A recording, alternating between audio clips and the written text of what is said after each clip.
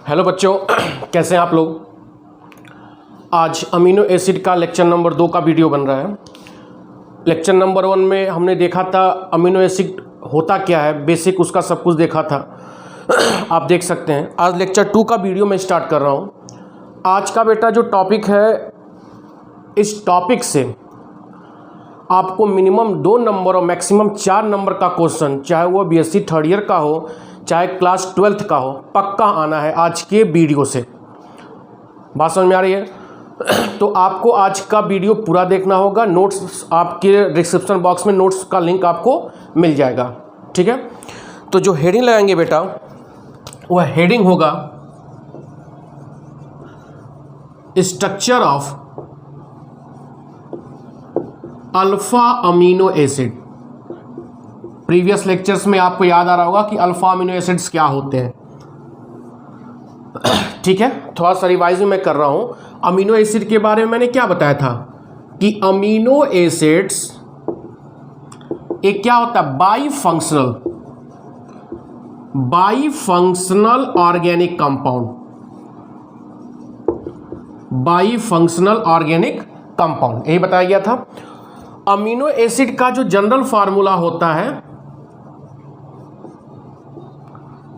General formula होता है, क्या होता है, 2 ग्रुप होता है, एक एमीन ग्रुप और दूसरा क्या होता है, कार्बोक्सिलिक ग्रुप, ठीक है। ये R मान लीजिए, यह H। यह कौन सा ग्रुप है, एमीन ग्रुप है, मैंने बताया था, क्योंकि सारी स्टडी RECP होगी। एमीन ग्रुप जिसका नेचर क्या होता है, बेसिक नेचर होता है। This is the carboxy group, carboxy group जिसका नेचर क्या होता है, एसिडिक नेचर होता है, ठीक है। यह मैंने बताया था। आज इसी को आगे हम कंटिन्यू कर रहे हैं। तो अमीनो एसिड के बारे में मैंने कहा था कि बाईफंक्शनल ग्रुप है। बाईफंक्शनल ग्रुप होने का तात्पर्य क्या है कि इसमें एक बेसिक ग्रुप है और एक एसिडिक ग्रुप है, ठीक है। लेकिन बेटा जो अमीनो एसिड होता है वह इस फॉर्म में एग्जिस्ट नहीं करता है कि बेसिक भी हो एसिडिक हो। इसका एसिडिक और बेसिक ग्रुप आपस में ही रिएक्शन करेंगे, अभी दिखाऊंगा। आपस में ही प्रोटॉन का एक्सचेंज करेंगे। तो जब आपस में प्रोटॉन का एक्सचेंज करेंगे तो एक बेसिक है और एसिडिक है, तो जब प्रोटॉन का एक्सचेंज होगा तो मतलब यह H+ डोनेट करेगा, और जब यह H+ डोनेट करेगा तो यह H+ क्या करेगा, ग्रहण करेगा। तो H+ का यहाँ पर क्या हो रहा है, डोनेशन हो रहा है, और H+ का क्या हो रहा है, एक्सेप्टेंस हो रहा है। तो यहाँ पर एसिडिक और बेसिक का रिएक्शन हो रहा है, और रिएक्शन होने के बाद एक इंटरनल साल्ट बनेगा। क्या बनेगा, इंटरनल साल्ट, और उस इंटरनल साल्ट को हम बोलते हैं ज्यूटर आयन। क्या बोलते हैं, ज्यूटर आयन। बेटा बहुत इंपॉर्टेंट है, पक्का आएगा लिखने के लिए। क्या बोलेंगे उस इंटरनल साल्ट को, ज्यूटर आयन। ज्यूटर मतलब क्या होता है, डाईपोलर आयन। क्या होता है, डाईपोलर आयन, मतलब 2 आयन होगा, एक पॉजिटिव आयन होगा और एक क्या होगा, नेगेटिव आयन। क्लियर हो रहा है? आइए देखते हैं कैसे। नोट्स आपको मिल जाएगा, लेकिन वीडियो आपको समझना पूरा पड़ेगा। अब ध्यान दो, मैंने क्या कहा है,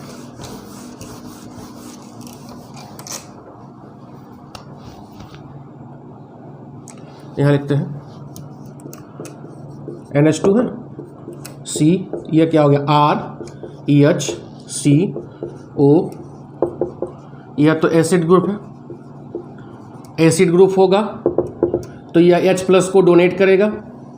बोलो, H+ डोनेट किया तो NH2 इन एक्वस मीडियम, पानी में ही, NH2CrEHCO- और यह H+। बोलो, H+ को इसने डोनेट किया। क्लियर हो रहा है? इसने डोनेट किया तो H+ कहाँ जाएगा, क्योंकि यहाँ पे लोन पेयर है, NH3+ CrEHCO-।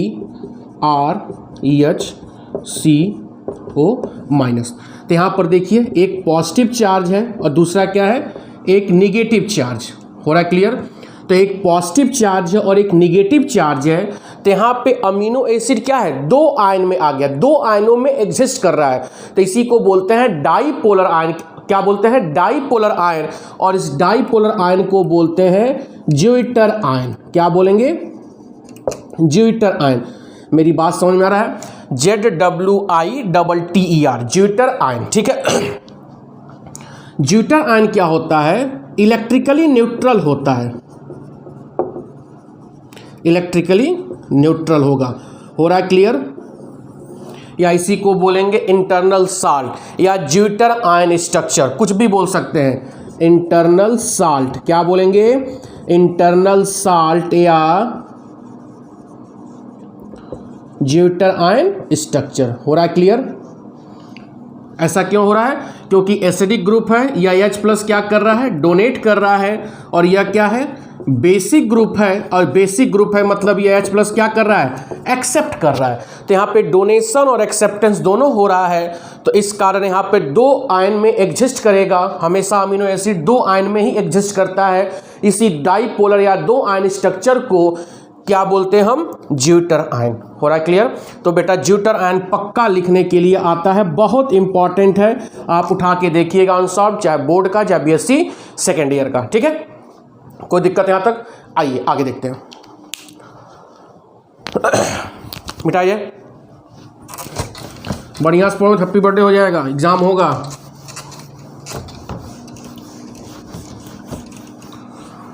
बस पढ़ो, लेकिन तुम लोग जो चैप्टर को बन जाएगा, लेकिन पढ़ो। अब हम बात करेंगे, अगला सबसे इंपॉर्टेंट टॉपिक उसी का है, iso electric point. Zwitter ion और आइसो इलेक्ट्रिक पॉइंट एक दूसरे से रिलेटेड हैं और दोनों बहुत ही इंपॉर्टेंट हैं, बहुत ही इंपॉर्टेंट है। मैं क्या कहूँ, ठीक है। आइसो इलेक्ट्रिक पॉइंट की बात हम करेंगे। अभी हमने 2 सेकंड पहले हम लोगों ने क्या पढ़ा है? Zwitter ion. क्या पढ़ा हम लोगों ने? Zwitter ion. जो ज्यूटर आयन बेटा होता है अमीनो एसिड का, वह पीएच डिपेंडेंट होता है। वह क्या होता है? पीएच डिपेंडेंट होता है। मतलब ओवरऑल किसके ऊपर डिपेंड करेगा? पीएच के ऊपर डिपेंड करेगा, ठीक है। किसके ऊपर डिपेंड करेगा? पीएच के ऊपर डिपेंड करेगा। पीएच के ऊपर डिपेंड करने का तात्पर्य क्या है? कि सॉल्यूशन है, पीएच या तो घटा दें या तो बढ़ा दें, यही बात होगी ना। पीएच डिपेंडेंट का मतलब क्या है? तो पीएच ज़्यादा या तो पीएच कम हो। ध्यान दो, NH3+ CrEHCO-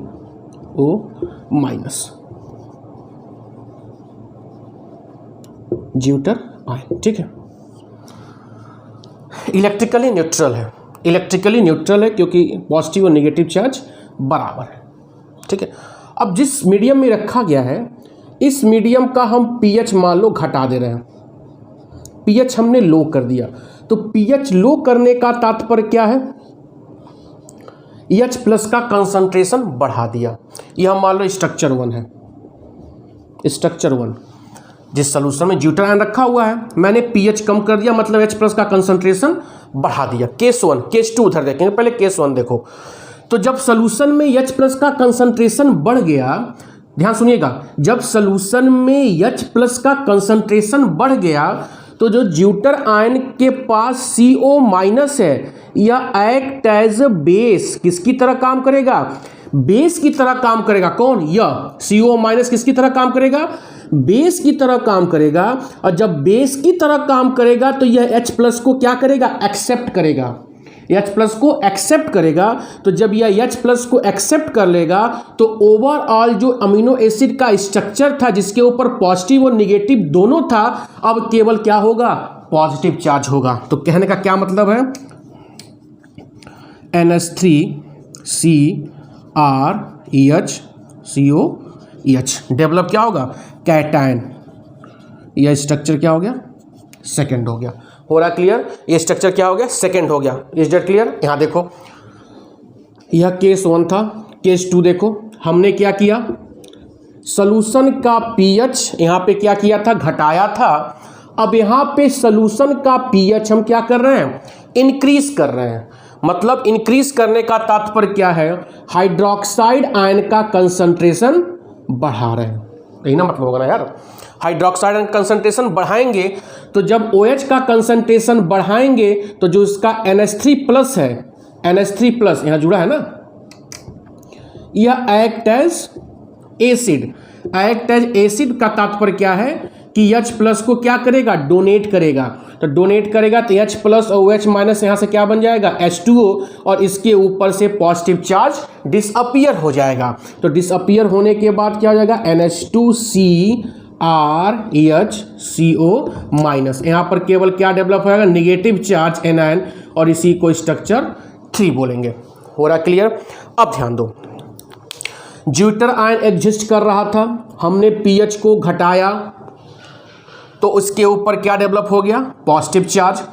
हमने पीएच को बढ़ाया तो इसके ऊपर क्या डेवलप हो गया, निगेटिव चार्ज। यहां तक कोई दिक्कत। अब यह ओवरऑल जो हम एक्सपेरिमेंट कर रहे हैं, अगर यही एक्सपेरिमेंट इन द प्रेजेंस